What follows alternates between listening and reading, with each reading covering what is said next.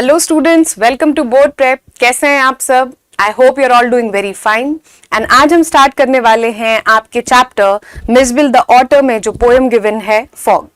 अब ये जो पोएम है बहुत ही छोटी सी पोएम है। आई नो इसमें मतलब एक तो समझना थोड़ा सा वो है कि भाई इतनी छोटी सी पोएम में हम आंसर्स क्या लिखेंगे, है ना, और क्या कंटेंट होगा। इतनी छोटी सी पोएम है तो देख तो रही होगे आप अपने बुक्स में, राइट, कि 5 या 6 लाइन की ये पोएम है, but it has a great message और बहुत हेल्पफुल मैसेज है। जैसा कि हम मतलब अभी तक सारे पोएम्स और स्टोरीज में देखते आए हैं, चैप्टर्स में देखते आए हैं कि कोई ना कोई हमें मैसेज ही प्रोवाइड किया जाता है, something that we can learn from it. Alright, so जो हमारे पोएट हैं Carl Sandburg, he has tried to beautifully portray a message that is going to help us in our lives. And वो message क्या है और क्या comparison draw करे हैं उन्होंने, वो हम अभी देख लेंगे। ऑलराइट, तो देख लेते हैं। एज द नेम सजेस्ट कि कहीं ना कहीं हम फॉग की बात कर रहे होंगे, राइट। तो यहाँ पे क्या है, फॉग और कैट का कंपैरिजन किया है। अब सोचने में कैसा लग रहा है कि फॉग एक तो अलग ही चीज है। फॉग क्या होता है, जिसे कहते हैं धुंध, है ना। जब सर्दियां आ जाती हैं तो आप सुबह सुबह कभी अगर आप में से कोई अगर बहुत सुबह उठते होंगे तो बाहर निकलते हैं तो देखते हैं, राइट, कि वो एकदम धुंधला धुंधला सा पूरा फैला होता है। मिस्ट, फॉग, ये काइंड ऑफ सिमिलर चीजें हैं। तो वो क्या हो जाती है भाई, ऐसा लगता है कि भाई अब कुछ दिख नहीं रहा है सामने, है ना। फिर आपकी विजिबिलिटीज आती हैं, न्यूज पे आप देखते हो कि 100 मीटर की विजिबिलिटी रह गई या फिर 50 मीटर की विजिबिलिटी रह गई। तो कहीं कहीं पे फॉग क्या होता है, इतना ज्यादा डेंस हो जाता है बिकॉज ऑफ द टेम्परेचर। ठीक है, तो क्या है भाई, यहाँ पे क्या इन्होंने कंपेयर किया है, कैट को कंपेयर किया। अब कैट क्या है भाई, एकदम एक अलग चीज है, एक एनिमल है, एक लिविंग थिंग है ना। तो यहाँ पे अभी हम देखेंगे।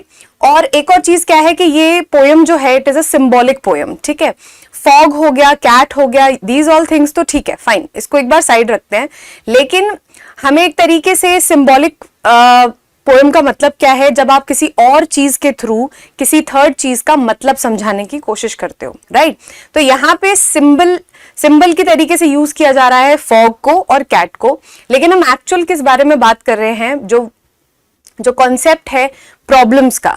हम अपनी लाइफ में जितनी भी प्रॉब्लम्स फेस करते हैं उनको डील करने का, और वो प्रॉब्लम्स कैसे आपको अप्रोच कर सकती हैं, कहीं ना कहीं उसको सिंबॉलिफाई करके फॉग और कैट के रूप में हमको प्रेजेंट किया गया है।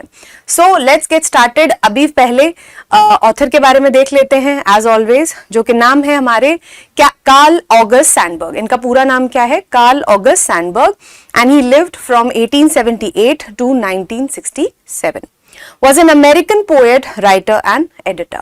राइटर भी थे, स्टोरीज भी लिखते थे, पोएट थे, पोएम्स भी लिखते थे, वर्सेस लिखते थे, and he was also an editor. जो एडिटर मींस कोई एग्जिस्टिंग काम है जिसको एडिट करना, उसमें कुछ सही करना, ऐड करना and all that. Alright, fog is a very small poem written by Carl Sandburg. He has described the process of arrival of the fog into a city and the harbor. और क्या है कि fog का arrival city के अंदर और harbour के अंदर। हार्बर क्या होता है, जहां पे कोई भी जैसे वाटर बॉडी होती है उसका किनारा होता है, जहां पे आप शिप्स हो गया या फिर चीजों को आप रखते हो, वहां पे शिप्स को पार्क करते हो, एक तरीके से कह सकते हैं। ठीक है, it is a shelter for ships. Alright, और ये ज्यादातर आपकी वाटर बॉडीज के आसपास में मिलता है हमको। ठीक है, He has also compared fog to a cat. और यहाँ पे बहुत ही छोटा सा डिस्क्रिप्शन दिया है। पोएम इतनी छोटी सी है कि सस्पेंस कैसे बिल्ड करें, राइट। तो यहाँ पे छोटा सा बता दिया है आपको कि फॉग जो है कैट से कंपेयर किया गया है, और इसका जो अंडरलाइन मैसेज है वो अब हम आगे पोएम के साथ और लॉन्ग आंसर टाइप क्वेश्चंस में विल सी और समरी में भी देखेंगे। ऑलराइट, तो फटाफट से स्टार्ट करते हैं पोएम के बारे में। पोएम की जो पहली 2 लाइन्स हैं उनको पहले लेंगे एंड देन बाकी लाइन्स को नेक्स्ट स्लाइड में लेंगे। The fog comes on little cat feet. See, अब उन्होंने स्टार्ट ही उससे किया है कि जो फॉग है ना वो एंट्री कैसे लेता है, on little cat feet. अब कैट क्यों बोल रहे हैं यहाँ पे? कैट यूजुअली आपने देखा होगा, क्या बिल्ली आपको आती हुई पता लग जाती है कहीं पे? बिल्ली अगर आपके घर में घुस जाए या फिर आपके आसपास में घूम रही हो तो उसके पॉज जो होते हैं ना वो इतने ज्यादा सॉफ्ट होते हैं, और उनकी जो मूवमेंट्स होती है ना दे आर वेरी स्टेल्दी, मतलब उनका पता नहीं चलता, बहुत चुपचाप आ जाती हैं, राइट। तो और वो कुछ ना कुछ खुराफात करके भी चले जाएंगी आपके आसपास में, आपको पता नहीं लगता। तो सिमिलरली जो फॉग है वो कैसे क्रीप इन करता है, कैसे आता है धीरे धीरे, जैसे कैट के छोटे छोटे पंजों पे कैट आती है, इसी तरीके से fog enters the city and the harbour. ठीक है, अब फॉग यहाँ पे हल्का सा हमें आइडिया लग रहा है कि फॉग ऐसा दिखता है जब हमको आसपास की चीजें क्या है, धुंधली धुंधली नजर आने लगती हैं। एंड यहाँ पे हमारी एक छोटी सी कैट है जिससे हमें पता चल रहा है कि भाई फॉग कैसे आता है, लिटिल कैट फीट पे आता है, एकदम चुपचाप स्टेल्दीली आता है, आपको पता भी नहीं चलता। ऑन द सिमिलर नोट, अगर हम फॉग की बात करें यहाँ पे किसके कंपैरिजन में, अगर हम उसको कंपेयर करें इन अ सिमिलर मैनर, जैसे प्रॉब्लम्स हमारे लाइफ में एंटर करती हैं, राइट। हमेशा तो नहीं पता लगता है ना, अगर आपने कुछ गड़बड़ करी है तब आपको पता लग जाएगा कि हाँ यार कुछ गड़बड़ आगे जाके मतलब इसका रेपरकशंस मुझे झेलने पड़ सकते हैं।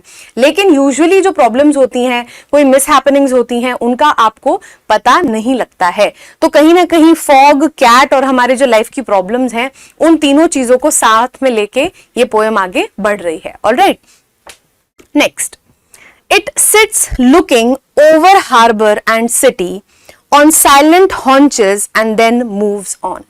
और क्या है कि it sits looking, क्या है, वो बैठ जाता है कहीं पे भी। अब यहाँ पे कैट की बात ले लो चाहे फॉग की बात ले लो, दोनों की बात हम सिमिलर मैनर में कर रहे हैं कि over harbour and city. Harbour जो आपको दिख रहा है ये इस तरीके का, जहां पे शिप्स को आप रखते हो, शिप्स को डॉक करते हो। एंड क्या हो जाता है कि पूरी जो सिटी है उसके ऊपर फॉग इस तरीके से बैठ जाता है, और you never seem to know कि वो कब आया है ना, कब आके इतना ज्यादा सेटल डाउन हो गया, सिमिलर टू अ मैनर जैसे कैट आके बैठ जाती है। Alright, on silent haunches and then moves on. अब हॉन्चेस का मतलब क्या है, सिटिंग विद नीज बेंट। और सिटिंग विद नीज बेंट मतलब जैसे अपनी ये कैट हमारी ऐसे बैठी हुई है and she is observing everything around her. ज्यादातर जब कैट्स ऐसे बैठती है ना तो वो कुछ ना कुछ खुराफाती उनके दिमाग में चल रहा होता है, and usually they are observing everything around them, है ना। तो इसी तरीके से जो फॉग है वो भी क्या हो जाता है कि अपने like it sits on the haunches and then moves on, और चुपचाप से फिर चला भी जाता है। जैसे ही मतलब जिस तरीके से चुपचाप आता है उसी तरीके से it moves on as well. Alright, बस इतनी सी पोयम थी। अब इससे ज्यादा भी मैं आपको क्या ही बताऊं इस पोयम में, राइट। छोटी सी पोयम है, इससे हमें पता चल रहा है कि भाई जैसे फॉग है, कैट है, चुपचाप आपके लाइफ में एंटर करते हैं and they sit over there and they observe everything.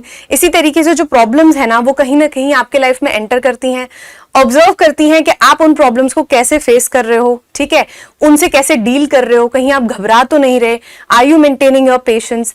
देखा जाता है तो क्या होता है, टेस्ट, जैसे आप एग्जाम्स देते हो, टेस्ट देते हो, उससे आपका मेंटल स्टेट पता लगता है कि आप कितने वेल इक्विप्ड हो आगे लाइफ में बढ़ने के लिए, right.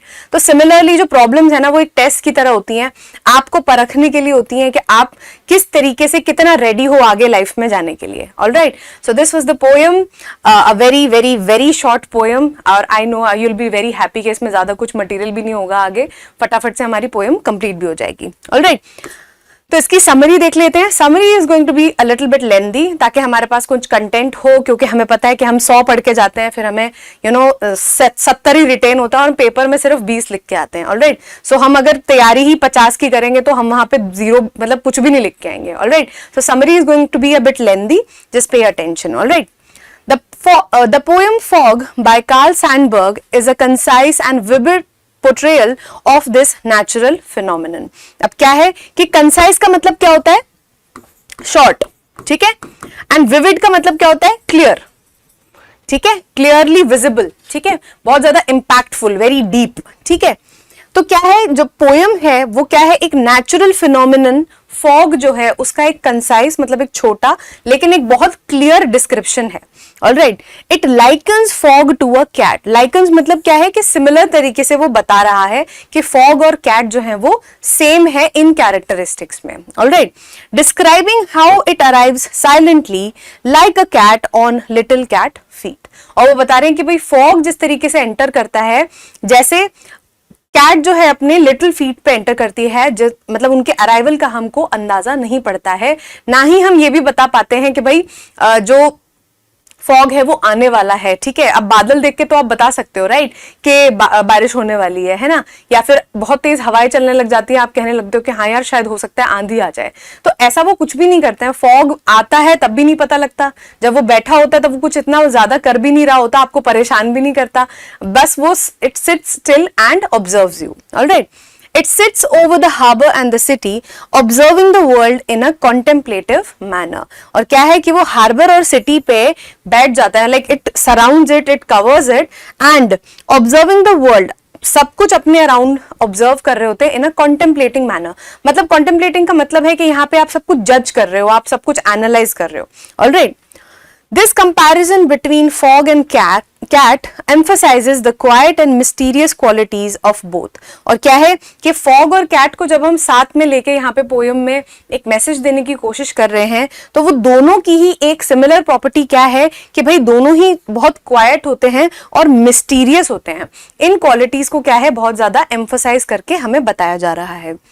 Just as silently as it arrived, the fog eventually moves on, suggesting that it is temporary, much like the fleeting moments in life. और क्या है कि जैसे चुपचाप इट अराइव्स, मतलब जिस तरीके से वो चुपचाप आता है उसी तरीके से चुपचाप इट लीव्स ऑल्सो, है ना. आया है और चले भी जाएगा without any commotion, without any disturbance. Suggesting मतलब इस चीज से हमें क्या पता चलता है कि जो फॉग है वो टेम्पररी है. और किसकी तरह टेम्पररी है, जैसे कि जो फ्लीटिंग मतलब जो हमारी फ्लीटिंग मोमेंट्स मतलब जो टेम्पररी, जो जा रही हैं, है ना, जो रुकने नहीं वाली, उन्हीं मोमेंट्स को वो सिग्निफाई कर रहा है कि जिस तरीके से आज जो प्रेजेंट में हम जी रहे हैं ये मोमेंट्स कभी भी वापस नहीं आने वाले. यही टेम्पररी नेचर जो है फॉग का हमें पता, फॉग से हमें पता लग रहा है कि फॉग का भी सिमिलर नेचर होता है कि भाई वो आता है, it sits over the city and the harbor and it leaves silently as well. The poem's simplicity makes it a thoughtful and expressive piece. जितना सिंपल है, कई बार होता है ना कि सिंपल चीज ही सबसे ज्यादा कॉम्प्लेक्स होती है, तो वही बता रहे कि इसकी सिंपलिसिटी ही इसको क्या बनाती है, एक थॉटफुल पीस बनाती है और एक एक्सप्रेसिव पीस बनाती है. 5 लाइनों में हमें इतना बड़ा एक मैसेज मिल गया कि हमें सब कुछ प्रॉब्लम्स को किस तरीके से फेस करना चाहिए, बहुत ज्यादा पैनिक नहीं करना चाहिए. तो वही बता रहे हैं कि जो पोएम है भले ही छोटी है but it is expressive as well. Encouraging readers to appreciate the beauty and transience of everyday occurrences. और क्या है कि जो ब्यूटी है, कामनेस है आपके आसपास की, उसको अप्रिशिएट करने के लिए एनकरेज कर रही है ये पोएम. बिकॉज फॉग एक बहुत ही नॉर्मल सी चीज है. आप सर्दियों में उठते हो, आप रोज अपनी हपड़ा तपड़ी, you are busy with your hustle bustle of life, right, लेकिन आप कभी ध्यान नहीं देते आप आसपास अपने. तो इसी तरीके से वो फोर्स कर रहे हैं थोड़ा सा रीडर्स को कि जब आप इस पोएम को पढ़ रहे हो तो इससे ये भी सीखो कि आसपास के नेचुरल चीजों को भी नोटिस करो. Alright, if we interpret the poem Fog by Carl Sandburg as a metaphor for problems or challenges in one's life, it takes on a new meaning. अब यहाँ पे अब हम उसके symbolic meaning की बात कर रहे हैं, metaphorical sense में बात कर रहे हैं, that अगर हम इसको मान लें, fog को हम problems के साथ में compare करें, तो ये poem जो है पूरा एक नया meaning ले लेती है. अब वो क्या meaning लेती है? Let's see. The poem describes the fog as coming in quietly, much like how problems or challenges can suddenly arise without warning. और क्या है कि fog का जो nature, सबसे पहली चीज क्या बता रहे हैं कि वो चुपचाप आता है, quietly. उसी तरीके से जैसे problems और challenges हैं वो भी बिना warning के आते हैं. It is not always that we are aware of the problems that are going to come in our lives. The cat-like quality of the fog could be seen as sly and unpredictable nature of life's issues. और क्या है कि अब जब fog की तो बात हो गई, अब कैट से जब हम प्रॉब्लम्स को कंपेयर कर रहे हैं तो वो कैसी लग रही है? स्लाई, मतलब ये वही मतलब है कि क्वाइटली आने वाला, चुपचाप आने वाला, उसका जो क्लेवर नेचर होता है, और अनप्रिडिक्टेबलनेस. और कैट का भी जो मूवमेंट्स होती हैं बहुत अनप्रिडिक्टेबल होती हैं. वो कभी तो चुपचाप चल रही होती हैं, वरना वो किसी चीज से चौंक गई तो वो कूद भी जाती हैं एकदम से. तो इसी तरीके से क्या है कि जो प्रॉब्लम्स का नेचर है वो कैट के साथ में भी कंपेयर किया है. The fog sitting over the harbor and city might symbolize how problems can overshadow or affect different aspects of one's life, such as their personal and professional spheres. अब क्या है कि जब ये बताया जा रहा है कि फॉग जो है वो सिटी और हार्बर के ऊपर बैठा है ना, तो उससे हमें ये पता चल रहा है कि ये बता सकता है कि प्रॉब्लम्स कैन ओवरशैडो मतलब एकदम से आपको पूरी तरीके से घेर लेना, आपको पूरी तरीके से कवर कर लेना. Affect different aspects of one's life, हमारी लाइफ को किस तरीके से वो अफेक्ट कर सकती हैं। क्योंकि फॉग, जैसे फॉग क्या है, ऐसा तो है नहीं कि एक बॉटल में है वो उसको आपने साइड में रख दिया, राइट, या फिर एक नदी है ना, नदी भी आप क्या कहते हो कि भाई एक लिमिटेड जगह में है ना, बारिश हो रही है, घर के बाहर हो रही है, आप अंदर आ गए। लेकिन फॉग ऐसी चीज है कि अगर if you let your windows open it can creep inside, right. तो इसी तरीके से फॉग ऐसी चीज है जिसको आप रेस्ट्रिक्ट नहीं कर सकते। इसी तरीके से प्रॉब्लम्स भी जो होती है ना वो आपको पूरी तरीके से घेर लेती हैं, and they do not leave very easily. वो जाते हैं, वो अपनी मर्जी से ही जाते हैं, और वो क्या करते हैं, हमारे प्रोफेशनल स्पेस, हमारे पर्सनल स्पेस, हर चीज को अफेक्ट करते हैं। Alright, the fog eventually moving on can represent the idea that like challenges in life, problems can be temporary and may eventually dissipate or be resolved। और क्या है, finally जब fog जो है इट गोज अवे साइलेंटली, वो चला भी जाता है, उससे हम ये क्या सीख सकते हैं कि ऐसे ही जो हमारी प्रॉब्लम्स है ना, they can be temporary as well, वो भी परमानेंट नहीं रहती, वो भी कभी ना कभी जाएंगी और डिसिपेट हो जाएंगी, मतलब अलग हो जाएंगी हमसे, और रिजॉल्व हो सकती हैं, उनका समाधान निकल सकता है, उनका सोल्यूशन निकल सकता है। Alright, it reminds us that while problems may come and go, it's essential to appreciate and navigate them with a sense of calm and contemplation। और क्या है, प्रॉब्लम्स तो आती जाती रहेंगी, ये तो it is life.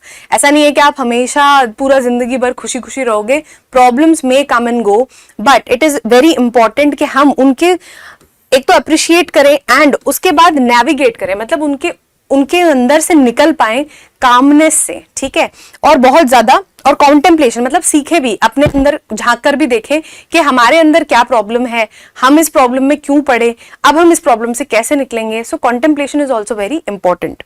Just as the fog moves through the city silently and then moves on। और इसी तरीके से प्रॉब्लम्स जो है वो हमारे हमको सराउंड करती हैं एंड चुपचाप फिर चली भी जाती हैं, much like the fog does when it enters the city quietly and leaves the city and harbor quietly as well। All right, so this was the summary, and अब फटाफट से हम इसके NCERT solutions देख लेते हैं, ठीक है।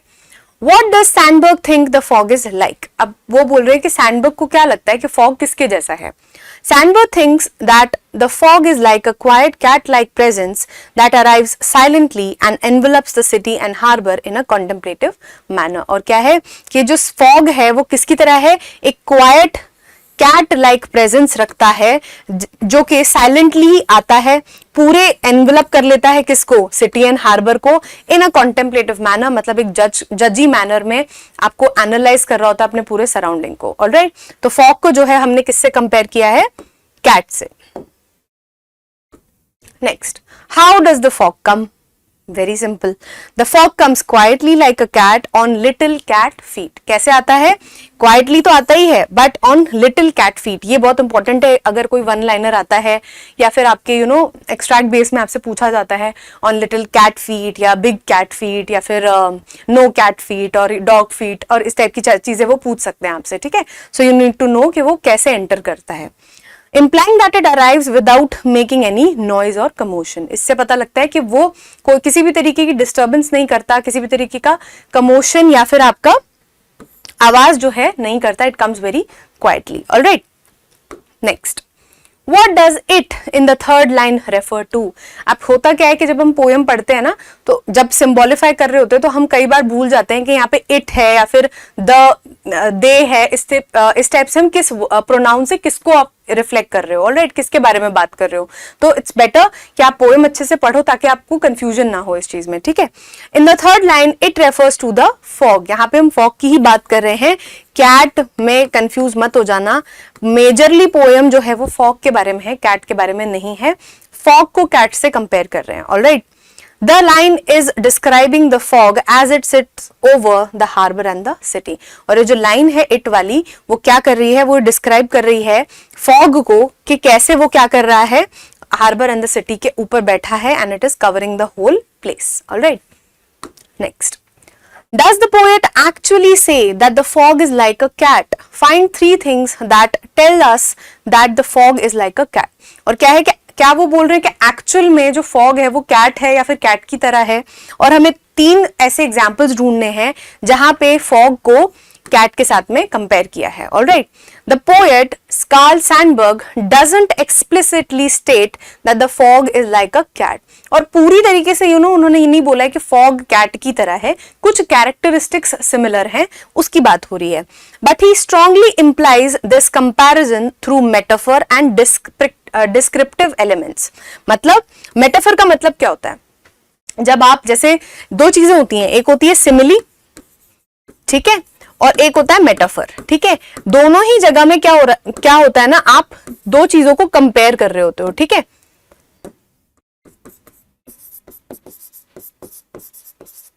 ठीक है, दोनों ही जगह पे आप क्या कर रहे होते हो? कंपेयर करते हो चीजों को. लेकिन यहां पे क्या है ना, आप वर्ड्स करते हो एज, लाइक, इस तरीके से. ऑलराइट. लेकिन मेटाफर में क्या करते हो? आप इन वर्ड्स का यूज नहीं करते हो. आप सीधा यही बोलते हो कि वो ऐसा है, बिल्कुल उसकी जैसा नहीं है, वो ऐसा ही है, वो यही है. ठीक है, मेटाफर में आप बिल्कुल उस पे डाल देते हो कि भाई उसके जैसा ही है पूरी तरीके से. लेकिन सिमिली में आप एज, लाइक वर्ड्स यूज करते हो. बट दोनों में ही हम क्या कर रहे हैं? हम सिमिलैरिटी को, कंपैरिजन को हम दिखा रहे हैं. ऑलराइट. और डिस्क्रिप्टिव एलिमेंट्स मतलब क्या? एक तो लिटिल कैट फीट है ना, क्वाइटली, तो ये कैरेक्टरिस्टिक्स हम कंपेयर कर रहे हैं किसके जैसे? कैट के जैसे. All right. He uses phrases like on little cat feet to suggest the fog's quiet arrival, the fog sitting contemplatively and silent haunches evoking a cat's characteristics. अब यहाँ पे क्या है? कितनी चीजें हैं? एक तो पहली हो गई कि ऑन कैट फीट, ये बताने के लिए कि फॉग का जो अराइवल है वो क्वाइट है, और फिर फॉग जो है वो किस तरीके से बैठा है? कॉन्टेम्पलेटिवली, मच लाइक जैसे कैट बैठती है और वो अपने अराउंड जो सराउंडिंग्स होती है उनको जज करती है. साइलेंट हॉन्चेस मतलब it just sits in a position with knees bent. और ये इवोक क्या कर रहा है? ये क्या बता रहा है कि ये सारे जो हैं कैट के ही कैरेक्टरिस्टिक्स हैं. Alright. Next, you know that a metaphor compares two things by transferring a feature of one thing to other. और क्या है? मेटाफर क्या करता है? दो चीजों को कैसे कंपेयर करता है? By transferring a feature of one thing to the other. मतलब एक फीचर को दूसरी तरफ ट्रांसफर करके या फिर एक तरीके से कंपेयर करता है feature wise. Alright. Find metaphors for the following words and complete the table below. अब हमें कुछ वर्ड्स दिए हुए हैं, उनके लिए हमको बोल रहे हैं कि आप सिमिलर कुछ मेटाफर्स फाइंड करो और उसके बाद टेबल को कंप्लीट करना है हमको उनके कैरेक्टरिस्टिक्स बता के. Also try to say how they are alike. The first one is done for you. और क्या है कि भाई बताने की भी कोशिश करनी है कि वो किस तरीके से सिमिलर है, एंड हमें पहला जो है एग्जाम्पल करके दिया हुआ है. Storm tiger pounces over the fields, growls. अब क्या है? स्टॉर्म जो है बहुत ही अनस्टेबल नेचुरल फिनोमिना है. राइट. जब भी तूफान आता है तो सब कुछ तहस नहस हो जाता है, and it is very like it has high level of commotion, high level of disturbance, noise, है ना. तो इसी तरीके से जब हम टाइगर को देखते हैं तो टाइगर कैसा लगता है हमको? कभी आपने टाइगर को ऐसे सोते हुए इमेजिन करते हो? नहीं. You always imagine tiger in a fierce form जब वो अटैक कर रहा होता है एंड इट कॉजेज कमोशन, है ना. तो उसकी कैरेक्टरिस्टिक्स क्या है? पाउंसेस ओवर द फील्ड्स एंड ग्राउल्स. अब क्या है? जो स्टॉर्म है वो भी तो पाउंस ओवर कर रहा है ना फील्ड में, जब वो तहस नहस कर रहा है, सारे पेड़ों को इधर उधर उठा के फेंक दे रहा है, तो कहीं ना कहीं क्या कर रहा है? वो एक टाइगर जैसी कैरेक्टरिस्टिक्स को दिखा रहा है. Alright. Next, train and snake. अब ट्रेन और स्नेक को हम कैसे कंपेयर कर रहे हैं? क्यों? क्योंकि रोप लाइक बॉडी, क्योंकि दोनों ही चीजों को अब हम देखें, अगर हम ट्रेन का पाथ ऊपर से देखें तो कहीं ना कहीं वो इसी तरीके से तो मूव करता है, एंड जो स्नेक है वो भी हमारा कहीं ना कहीं रोप की फॉर्म में ही मूव करता है.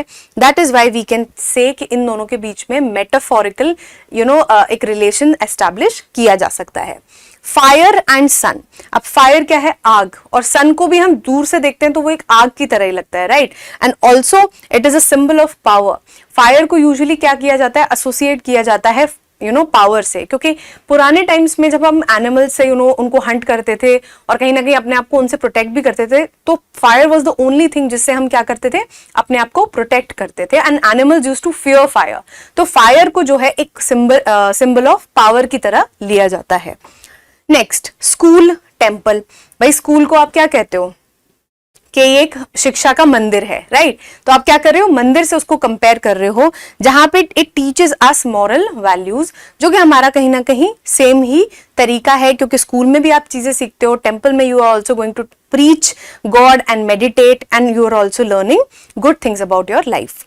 होम शेल्टर, होम आपका घर, और शेल्टर कहीं पे भी आप जाते हो किसी दूसरी जगह पे, तो आपको अगर शेल्टर मिल जाता है, कहीं रुकने की जगह मिल जाती है, तो उससे आपको एक सेंस ऑफ सेफ्टी फील होती है, राइट। तो इसी तरीके से यहाँ पे मेटाफोरिकल रिलेशन हमने एस्टैब्लिश किया है। Alright, next, think about a storm. अब वो बोल रहे हैं कि एक तूफान के बारे में सोचो, स्टॉर्म के बारे में सोचो।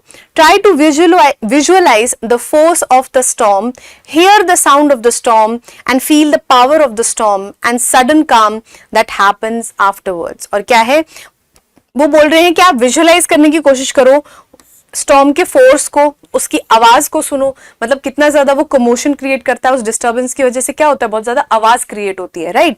उसके बाद उसकी पावर को फील करने की कोशिश करो, एंड फाइनली उसके बाद जब एकदम से तूफान चला जाता है तो एकदम से एक सन्नाटा फैल जाता है, राइट। उसको फील करने के लिए आपको यहाँ पे बोला जा रहा है। And right a poem about storm comparing it with an animal. और क्या है कि वो कंपेयर करने के लिए बोल रहे हैं आपको कि स्टॉर्म को एक एनिमल से कंपेयर करो। So you can try it yourself, but we have a sample answer here. Let's look over to the sample. A storm a creature in the sky. अब क्या है, हम स्टॉर्म को क्या ले रहे हैं, क्योंकि वो स्काई में ही तो है तूफान, राइट, आसमान में है, हवा में है हमारे आसपास, तो हम क्या कह रहे हैं, एक क्रीचर की तरह बोल रहे हैं कि हमारा जो स्टॉर्म है it is like a animal in the sky. Roaring thunder winds that fly. और वो क्या कर रहा है, रोरिंग थंडर, मतलब जैसे एक शेर गुर्राता है, एक एनिमल गुर्राता है, उसी तरीके से वो क्या कर रहा है, गुर्रा रहा है in the form of thunder. Winds that fly, और विंड्स जो है उसकी मतलब विंड्स के थ्रू भी it is kind of roaring, because जब हवाएं बहुत तेज चलती हैं तो वो उसी तरीके का साउंड प्रोड्यूस करती हैं। The storm an animal fierce and free. और स्टॉर्म क्या है कि ये एक एनिमल जैसा है, और उसकी क्या कैरेक्टरिस्टिक्स हैं कि इट इज फियर्स, मतलब it is very strong, alright, and also it is free, मतलब इसमें कोई बंदिश नहीं है, much like an animal which is in the jungle. Teaches us of nature's mystery. और इससे हमें क्या पता चल रहा है कि हमें नेचर की मिस्ट्री पता चल रही है, नेचर का एक नया फिनोमिना पता चल रहा है, that is the storm. So I kind of like it, but I don't know, you can tell me in the comments below that it's a very nice poem and it's very impressive as well. All right, चलो आगे बढ़ते हैं। Does this poem have a rhyme scheme? Poetry that does not have an obvious rhythm or rhyme is called free verse. और क्या है, वो पूछ रहे हैं कि इस पोएम में क्या कोई राइम स्कीम है। राइम स्कीम का मतलब क्या होता है कि जब आप जैसे हमने पीछे देखा, ये वाली जो हमारी पोएम है उसमें क्या हो रहा है कि जो लास्ट के वर्ड्स है ना उनको देखा जाता है, ठीक है, एक सेकेंड। लास्ट के वर्ड्स हम देखते हैं जब हम राइमिंग स्कीम की बात करते हैं। तो पहले इस वाले वर्ड को देखो और इस वाले वर्ड को देखो, क्या इन दोनों की जो साउंड है वो सेम आ रही है। जरूरी नहीं है कि यहाँ पे तो हो रहा है ऐसा कि भाई ये जो वाई है ना वो सेम वर्ड्स हैं, मतलब सेम लेटर्स हैं, लेकिन जरूरी नहीं है कि जब हम राइमिंग स्कीम की बात करेंगे तो हमेशा सेम लेटर्स हो। हमें यहाँ पे देखना है कि क्या सेम साउंड क्रिएट हो रही है, ठीक है। तो इस पोएम में क्या हो रहा है, स्काई और फ्लाई जो है वो क्या कर रहे हैं, सिमिलर साउंड कर रहे हैं, right.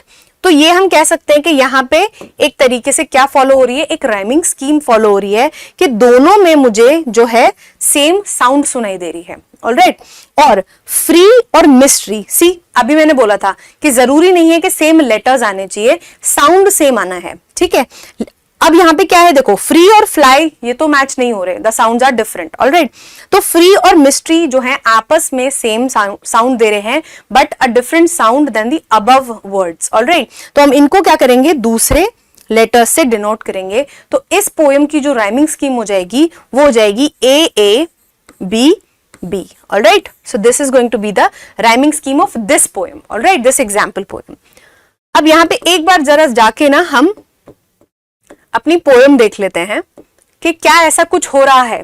The fog comes on little cat feet. अब सी कम्स और फीट का तो कुछ भी साउंड हमें सिमिलर नहीं लग रहा है, ऑलराइट। लुकिंग सिटी, ये भी सेम नहीं लग रहा है। City haunches on, nothing. तो कोई भी जो वर्ड्स हैं वो सिमिलर साउंड नहीं कर रहे हैं, एंडिंग जो है एंडिंग वर्ड्स, ऑलराइट। सो हम ये कह सकते हैं कि ये जो पोएम है ना इसमें कोई भी राइमिंग स्कीम फॉलो नहीं हो रही है। और यहाँ पे हमें बताया भी गया है कि पोएट्री जिसमें एक ऑब्वियस राइमिंग स्कीम नहीं होती, हम उसको क्या कहते हैं, फ्री वर्स कहते हैं। The poem does not have a rhyme scheme as the sentences do not end with like sounds. और क्या है कि भाई राइम स्कीम नहीं है क्योंकि जो सेंटेंसेस हैं वो एक जैसी साउंड से एंड नहीं हो रहे हैं. There is no rhythm in the ending words or any sentences, so the poem is written in free verse. और हम कह सकते हैं कि ये जो poem है it is written in free verse. All right. Next. अब फटाफट से इसकी छोटी सी पोएम में एक्सट्रैक्ट बेस्ड क्वेश्चन सारी चीजें हम एक ही लेक्चर में कंप्लीट कर लेंगे. तो अब दोबारा से जरा पोएम को देख लेते हैं. The fog comes on little cat feet. Fog जो है वो किस तरीके से आ रहा है? On little cat feet. जिस तरीके से एक छोटी सी कैट होती है वो चुपचाप आती है, स्टेल्दीली आती है, क्वाइटली आती है, उसी तरीके से फॉग जो है वो एंट्री लेता है. It sits looking over harbour and city. और क्या करता है? व्हेन वंस इट एंटर्स, वो क्या करता है? पूरी सिटी और पूरे हार्बर को क्या कर लेता है? कवर कर लेता है. On silent haunches and then moves on. और साइलेंट हॉन्चेस मतलब एक पोजीशन जिसमें कैट बैठती है अपने नीज को बेंड करके और आसपास में सब कुछ ऑब्जर्व करती है. And then moves on. और क्या करता है? और फिर वो मूव ऑन भी कर जाता है. जैसे कैट होती है अपना शी माइंड्स हर बिजनेस और वो चुपचाप आती है, अपना काम करती है या फिर सबको जज करती है बैठ के एंड फिर वो निकल जाती है. उसी तरीके से जो फॉग है हमारा वो एंटर करता है. It sits over the city and harbour observing everything and then quietly leaves as well. Alright. So पहला question, Who is the poet of the following lines? अब आपको पोएट का नाम तो भाई हम सब जगह देख रहे हैं, हमको पोएट का नाम तो पता ही होना चाहिए, राइट? तो पहला जो पोएम नाम है ऑथर का दैट इज रॉबर्ट फ्रॉस्ट. नहीं, इनकी पोएम्स हमने स्टार्टिंग में पढ़ी थी. Alright. Lucio Rodriguez, no. Poet का नाम क्या है? Carl Sandburg. Alright.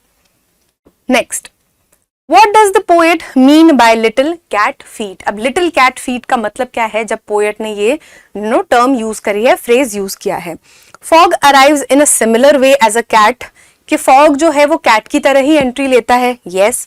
Fog arrival is very silent. Fog का जो अराइवल है, उसका जो आगमन है वो भी क्या है? बहुत ज्यादा शांत है. Fog has feet like cat. अब फॉग के क्या है? पैर ही बन गए हैं कैट जैसे. नहीं. So this is wrong. ऊपर के दोनों स्टेटमेंट्स करेक्ट हैं. That means the answer is going to be both A and B.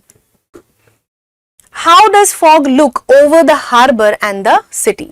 और क्या है? फॉग जो है कैसा दिख रहा है जब वो पूरा एनवेलप करके बैठा है किसको?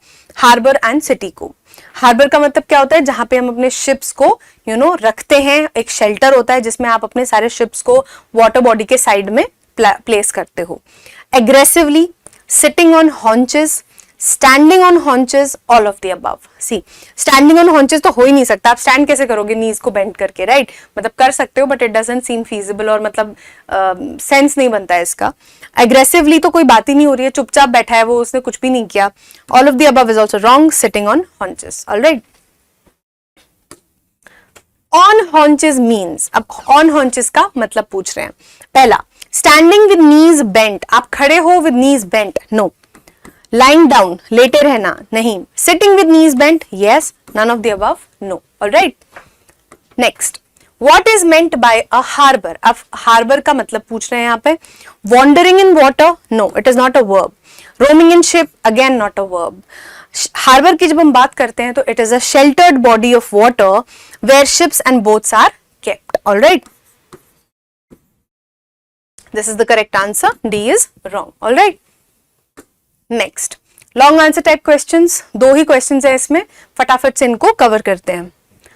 What does the poet want to convey through the poem fog? अब यहाँ पे एक एक लार्जर पिक्चर क्रिएट करने की कोशिश कर रहे हैं कि भाई एक ही बार में बता दो कि फॉग में जो पोएट है वो हमसे क्या कहना चाहते हैं, या फिर we can say that what is the central theme of the poem fog. all right. In the poem Fog, Carl Sandburg compares fog to life's problems. all right. कि वो fog को जो है किससे कंपेयर कर रहे हैं? लाइफ की प्रॉब्लम से कंपेयर कर रहे हैं. He wants to tell us that problems in life are like fog, they come and go. और जो fog है वो किसकी तरह? जैसे चुपचाप वो आता है और चुपचाप ही चले जाता है, उसी तरीके से जो प्रॉब्लम्स होती हैं they also pass away. When we face problems, we might feel sad and lost. But like fog clears away, problems can also be solved and go away. और क्या है कि जब आप प्रॉब्लम्स को आप फेस करते हो तो how do you feel? You feel sad, you feel lost. आप कई बार ऐसा फील करते हो कि यार अब हम इस चीज से आगे कैसे बढ़ेंगे, इस चीज को कैसे रिजॉल्व करेंगे. बट फॉग से हमको ये सीखने मिलता है कि जिस तरीके से फॉग आता है and it stays for a while and then it leaves, इसी तरीके से जो प्रॉब्लम्स हैं उनमें घबराना नहीं चाहिए. You should face them bravely and properly and the problems will also leave and go away. To do this we need to be brave and not lose hope. और क्या है भाई, करेज रखना जरूरी है, साहसी बनना जरूरी है, और क्या है, होप नहीं लूज करनी है. बिल्कुल हताश होकर नहीं बैठ जाना है कि अब तो कुछ हो ही नहीं सकता. Alright. Just as fog doesn't stay forever, problems won't last forever either. So the poet encourages us to stay strong and believe that things will get better. And finally जो poem है हमें एक ही मैसेज दे रहे हैं कि fog की तरीके से आपकी problems we are not going to stay much longer. So you just stay strong and believe. हमेशा believe रखना चाहिए, यकीन रखना चाहिए कि things are going to get better. All right. Nature has many wonders that are often not noticed. और क्या है, नेचर में बहुत सारी चीजें हमारे आसपास होती हैं जिनको हम नोटिस नहीं करते. How is the poet different in this context. और क्या है कि जैसे हम नोटिस नहीं करते, लेकिन पोएट जो है वो मतलब इस तरीके से ना हमसे डिफरेंट है. अब वो पूछ रहे हैं कि पोएट क्यों डिफरेंट है. यहाँ पे the poet has tried to provide a different outlook to the natural phenomenon fog. और क्या है, एक naturally जो occurring चीज है, natural phenomenon है fog, उसी के ऊपर एक different outlook मतलब एक नया नजरिया provide करने की हमें कोशिश करी है. He found close resemblance between fog and a cat. और उन्होंने ध्यान से जब fog को notice किया तो उनको ऐसा लगा कि जो fog है उसके characteristics जो हैं किससे मिलते जुलते हैं, एक cat से मिलते जुलते हैं. In a way that it departs and arrives silently, same as the cat does. और क्या है, किस तरीके से सिमिलर है कि एक तो वो चुपचाप चले भी जाता है और चुपचाप आ भी जाता है, much like a cat does. ठीक है, कैट का भी जो अराइवल है और उसका चले जाना हमें पता नहीं चलता, उसकी मर्जी है, और वो आती भी इतना चुपचाप है कि हमें पता नहीं चलता. Similar to what a fog is doing. It moves and sets on its haunches the same way a cat does. और क्या है कि जब जो फॉग है वो पूरी सिटी और हार्बर को कवर कर लेता है तो ऐसा लगता है कि वो अपनी नीज बेंट करके और एकदम तसल्ली से अब बैठ गया है. And it is observing everything just like a cat does. वो भी अपने हॉन्चेस पे बैठ जाती है, अपने नीज को फोल्ड करके बैठ जाती है, and it observes whatever is happening around her. The fact that such a resemblance was found by the poet shows how connected he is to various things in nature. और ये जो फैक्ट है कि भाई पोएट ने इतनी छोटी सी चीज जो है वो नोटिस करी, एक कंपैरिजन ड्रॉ किया और एक उस पर पोएम भी लिखी और एक तरीके से एक साथ में ही ब्यूटीफुल मैसेज भी दे दिया. इससे ये पता चलता है दैट कितने ज्यादा ही is connected to all the things in nature. Alright. This poem serves as a motivation for people who do not pay much attention to nature and miss out on such interesting comparisons and similarities around them. और जो poem है वो थोड़ा सा हमें encourage कर रही है, एक message दे रही है कि आसपास की जो natural चीजें होती हैं उनको भी notice करना चाहिए, और इस तरीके के जो इंटरेस्टिंग कंपैरिजन्स हैं और जो सिमिलैरिटीज हैं हमारे आसपास उनको हमें नोटिस करना चाहिए. It adds a little flavour to life and इतनी ज्यादा मोनोटोनस और मंडेन नहीं रहेगी if you pay start paying close attention to the nature and the things around you. Alright. So I think this sums up our poem the fog fog. ठीक है, तो I hope you like the poem. It is a very beautiful short poem. फटाफट से complete भी हो जाएगी आपके पढ़ाई लिखाई के हिसाब से भी सही है कि छोटी सी है, जल्दी से खत्म हो गई, right? And I hope you like the poem. मिलते हैं next lecture में with the next chapter. Till then, keep revising. Thank you.